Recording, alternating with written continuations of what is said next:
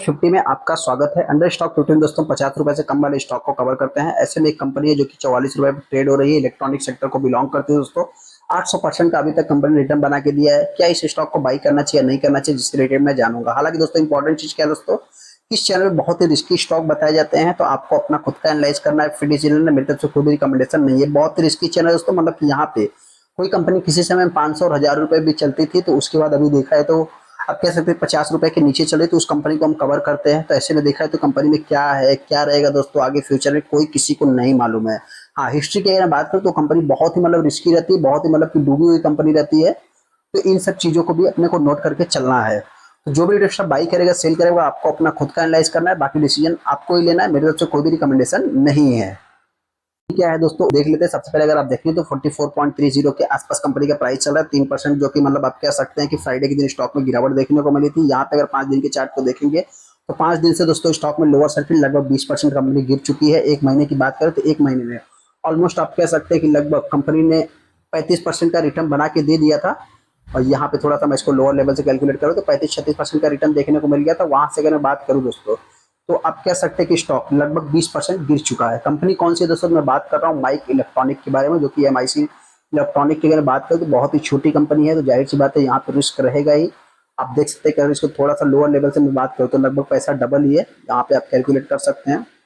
यहाँ पे 74% का कंपनी बहुत ही कम समय मार्च से लेकर के लगभग अप्रैल तक आप कह सकते हैं कि ऑलमोस्ट थोड़ा सा हायर से अगर इसको कैलकुलेट करोगे तो एक सेकेंड आप देख सकते हैं कि ऑलमोस्ट 83% का रिटर्न देखने को मिल जाएगा।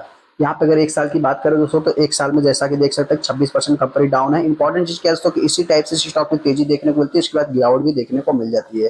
कंपनी अगर मैं रिजल्ट की बात करूँ तो रिजल्ट अगर आप देखेंगे दोस्तों तो कंपनी में रेवेन्यू तो कुछ जंप देखने को मिला है, लेकिन यहाँ पे देखा जाए तो जो इनके मतलब की इनकम है दोस्तों, प्रॉफिट है, नेट प्रॉफिट, ईपीएस, सारा कुछ जो कि डाउन होते हुए दिख रहा है। तो ये एक अपने आप में नेगेटिव देखने मतलब कंपनी के रिजल्ट खराब है, जिसके कारण स्टॉक में भी गिरावट देखने को मिल रही है। हालांकि यहाँ पे अगर 5 साल में देखिए तो 146% का रिटर्न है। और इस रिटर्न को अगर आप देखेंगे दोस्तों 5 साल में आप कह सकते हैं कि लगभग 800% एग्जिट में अगर इसको कैलकुलेट करो तो आप कह सकते हैं कि 800% के आसपास रिटर्न निकल के आ जाएगा। मतलब थोड़ा सा दोस्तों आप जाके चेकआउट भी कर सकते हैं हायर से, अगर इसको आप कैलकुलेट करेंगे तो यहाँ पे अगर मैं बात करूँ तो आप कह सकते हैं कि 800% के आसपास रिटर्न निकल के आ जाएगा। मतलब थोड़ा सा आप इसको जाके चेकआउट भी कर सकते हैं। जैसा कि आप देख सकते हैं कि 808% का रिटर्न है। मतलब 800% का रिटर्न देने के बाद जो कंपनी इस टाइप से, मतलब अगर मैं बात करूं तो आप कह सकते हैं कि हायर से भी इसको अगर आप कैलकुलेट करेंगे ऑलमोस्ट ये कंपनी 60% के आसपास डाउन होते हुए दिख रही है। मैक्सिमम चार्ट पैटर्न अगर आप देखें तो जस्ट यही देखने को मिल जाएगा। हालांकि हो सकता है बीएससी के ऊपर इसका लंबा चार्ट हो, लेकिन एनएससी की बात करें तो इसी टाइप से ये कंपनी वर्क कर रही है। को बाई करना चाहिए या नहीं करना चाहिए उससे रिलेटेड में डिस्कस कर लेते हैं। सबसे दोस्तों कंपनी करती क्या है, तो कंपनी इलेक्ट्रॉनिक सेगमेंट को बात मतलब बिजनेस करती है दोस्तों। इलेक्ट्रॉनिक सेगमेंट में आप कह सकते हैं कि एलईडी बल्ब से रिलेटेड, मेडिकल प्रोडक्ट से रिलेटेड एंड अदर अप्लायंस से रिलेटेड, ऑटोमोबाइल से रिलेटेड, मतलब इलेक्ट्रिक व्हीकल से रिलेटेड कंपनी काम करती है। हालांकि दोस्तों एक स्ट्रॉन्ग अगर मैं दावेदारी की बात करूँ तो इलेक्ट्रिक व्हीकल आपको देखने को मिल जाएगा। कंपनी 1000 करोड़ की मार्केट कैप रखती है, पी है नहीं तो कंपनी की लॉस मेकिंग भी आप कंसिडर कर सकते हैं। हालांकि दोस्तों यहाँ पे बहुत बड़े बड़े प्लेयर है, धुरंधर हैं। तो इसमें अगर देखा जाए तो बहुत ही छोटी कंपनी है, उसमें भी देखा जाए तो 2% प्लेज देखने को मिल जाता है, 2.25%। कंपनी की रिजल्ट देखा है तो ईयर ऑन ईयर बेसिस पे कंपनी के रिजल्ट मतलब आप कह सकते थोड़ा सा रेवेन्यू में जंप है, हालांकि प्रॉफिट डाउन देखने को मिल जाएगा।